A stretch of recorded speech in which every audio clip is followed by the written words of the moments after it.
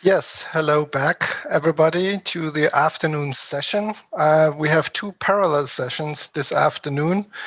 And in our parallel session, we're going to take a dive into the technicalities of aging. We have three talks. Each will be 20 minutes.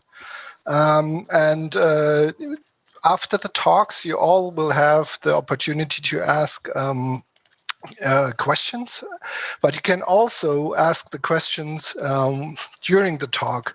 If you look at your screen, you will see a window, a chat window, right beside the main window, and you can use that to post your questions for the Q&A session afterwards.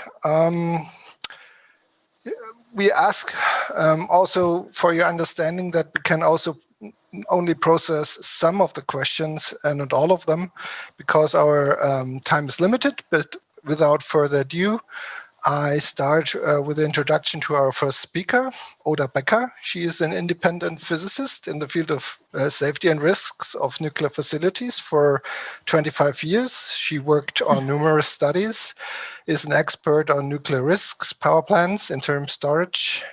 She wrote a lot of studies and reports for governments, NGOs, municipalities, citizen initiatives, environmental organizations.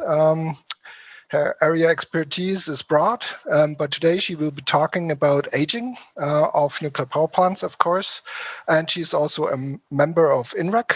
Welcome, Oda, and thank you very much. And I give you the microphone. Thank you. Thank you for the very warm introduction, Matthias. Just a second, I will start my presentation.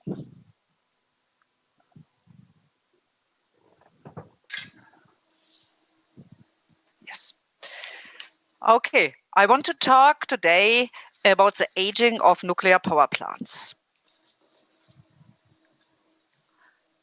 Before I explain something about aging, I will talk about the age of the reactors in Europe.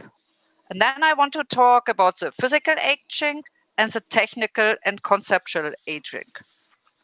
Then again, I will speak about double standards, like Nikolaus Müller has done in the morning. And again, I will speak about information on risk, like Wolfgang Renneberg speak in the morning. And I will end with conclusions.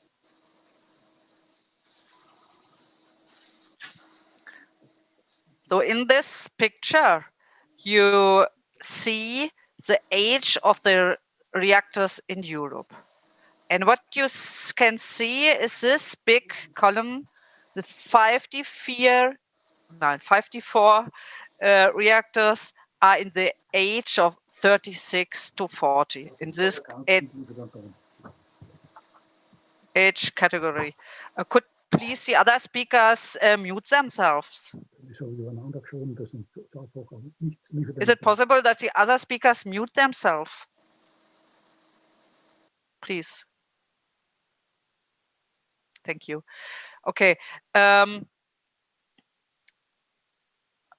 You see in this picture, this is the number of the reactors, and this is the age, not every age, but always in groups of 5 years. You see there are only few new reactors. Most are very old. What does it mean? Most of the reactors are going to get lifetime extension. This is the plan in the moment. And I will try to start to explain what is the risk in this. Here again, I will see this only, I will not explain everything, but only that you see it's all countries that have reactors older than 30 years. It's only Romania, which is different, and Belarus, which just started a reactor. All other countries have reactors older than 30 years. It's most oldest, the oldest reactors are in Switzerland, and the most reactors and also the oldest, very old ones are in France, and lifetime extension program is going on there. So I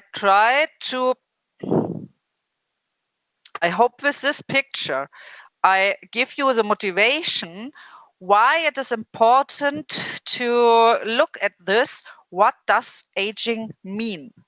What does it mean for the risk? It is not only that is because of one reactor or perhaps two. No, it's because of the aging of almost all reactors in Europe. The lifetime extension of the aging fleet of nuclear reactors increases the risk of significant radiological release in Europe. And I only want to remind you, to explain you on this another day of the Chernobyl accident. Several accidents can happen in all currently operating European reactors. And the aging of the reactors increases the risk of several accidents.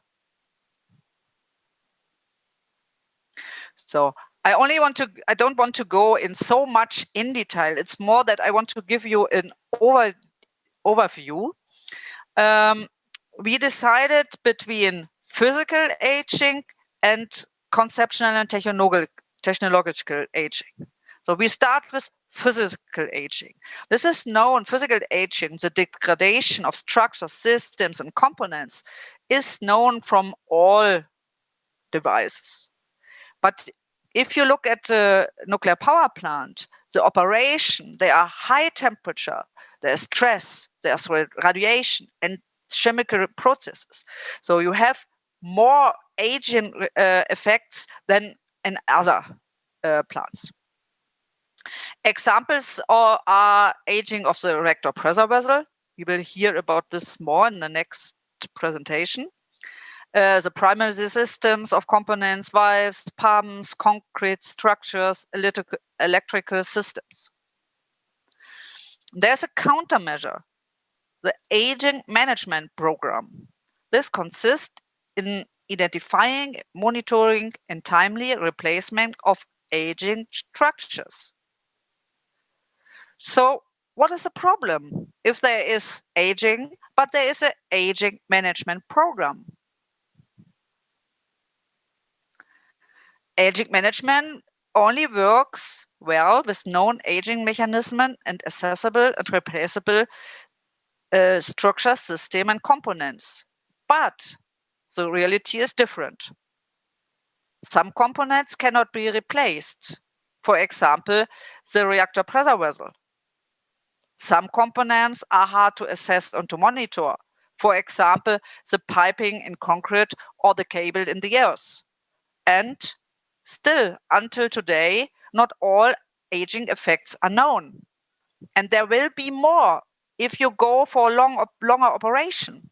The same Jasko said for the US nuclear power plants. What is the result? Unexpected aging failures.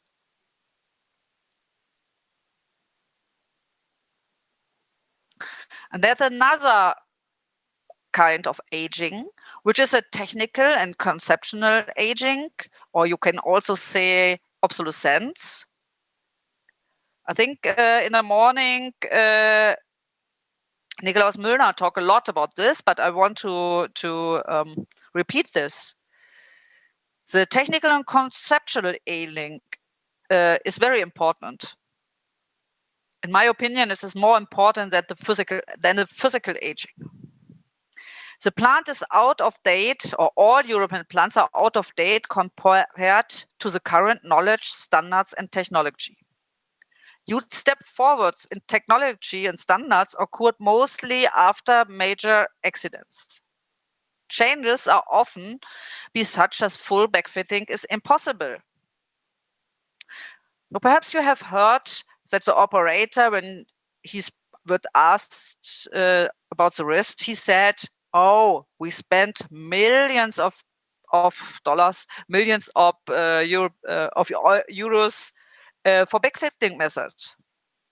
But there are limits. Backfitting, for example, is impossible because the plant is built. Which means, for example, the reactor building or the outer hull of the reactor is built and you can't not rebuild them. So the protection against airplane crashes cannot be improved. Backfittings do not meet the required safety level. We'll give some example to explain this a little bit more. So in the beginning of the operation of nuclear power plants, you said, okay, safety systems are very important. So you need one more safety system. If safety systems fail, you have one in reserve. But today, you know, not one more is not enough. You need two more. That are the lessons learned from the operation of nuclear power plants. There are also lessons learned about the diversity of safety systems. But even the safety systems plus and two more in reserve can fail from the same reasons.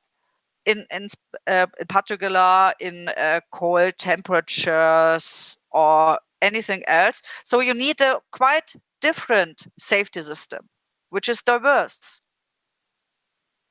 You also learn that you have to make a separation of the safety systems. So, for example, if you have 4 safety systems and they can be reserved and you can have 8 safety systems, but if they are close together, if there is a fire, all will be destroyed. So you learn that you have to make the safety systems in very different part of the nuclear power plant. But this you can't not make now because the plant is built. So you will not meet the required safety level. What you do in older plants, for example, is to bring in a fire extinction device, which is not the same safety level. Then you have really walls between the safety systems. Comparable applies to safety-related systems. They are able to manage a core melt accident. To avoid a very large and a large release, you have to have any core catcher, or you have to cool the molten core in the reactor pressure vessel. Some devices like this is very hard to backfit afterwards. In France, that is trying to do this, but it's not sure that will really functional. So, and even if backfittings are technically possible, they were postponed for decades. Something we see after the stress report, after the Fukushima accident, that a lot of backfitting methods, which were agreed years or decades before, are still pending. And last but not least, backfittings also caused failures. So again, I will point to the double standards which exist, which was the topic of the speech of Nicolai Müllner. But I will point to this again. The design of the current operating reactors is completely out of age and would not be accepted today. Most countries accept different standards for the existing and the new reactors. In many cases, existing reactor designs would not receive a construction license would the operator apply today. To nowadays standards, their risk is not acceptable. So this is um, Europe, the European Directive 2014-87 Euratom. I don't want to read this all, but I will explain that in the first paragraph, there is the aim to practically exclude early radio releases and large radio releases. But for the existing nuclear power plants, the directive state you have to apply this, but is used as a reference for the timely implementation of reasonable, practicable safety improvements. So what is reasonable, practicable? This is a very good question. And this was decided from the nuclear authority and the operator. And I remember that I read the assessment of nuclear authority. They said protection against airplane crash is not reasonable, practicable because there is nothing. And also, for example, for Tamerlane, it was also not reasonable, practical because very expensive. So then we come to the very important topic, which Wolfgang Renneberg explained in very more details in the morning. Information on risks.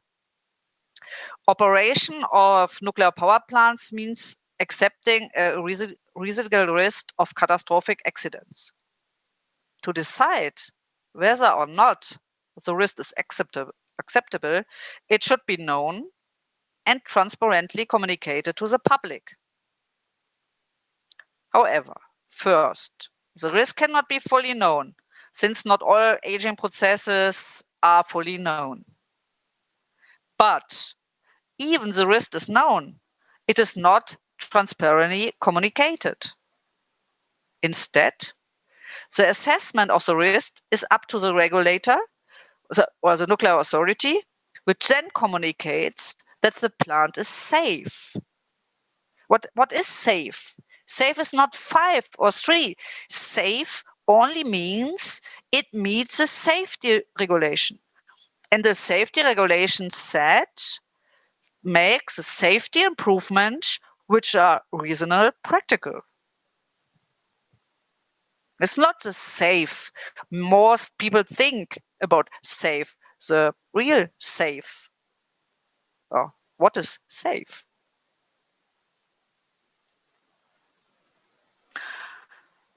And connected with the risk, the information about the risk is a lack of transparency. Operation of nuclear power plants and the decision on lifetime extension is within the national authority. However, the risk of operation of nuclear power plants is affecting also citizens across national borders. There are currently no European regulation on high-level requirements for lifetime extension of nuclear power plants. European countries provide the possibility for public participation for new builds of nuclear power plants. Lifetime extension, even if of greater impact considering the risk, do not necessarily require public consultation process. About this topic in the parallel session, my colleague Gabriela Maas talk about.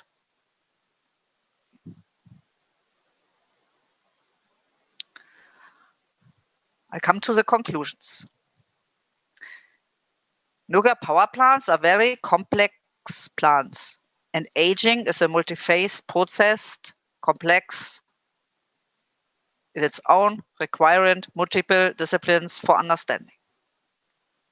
In principle, physical aging can be counteracted with the age management program, but this is not always possible or is avoided for economic reasons.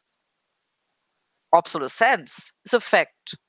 Backfitting is usually not possible for technical reasons, or avoided for economic reasons. And the combination of physical aging and obsolescence leads to a significantly increased risk that would be present in Europe for a long time when considering current plans. So, what is now necessary? Transparent information about risks and the participation of the population in decisions or decision-making process are necessary. Thank you for listening.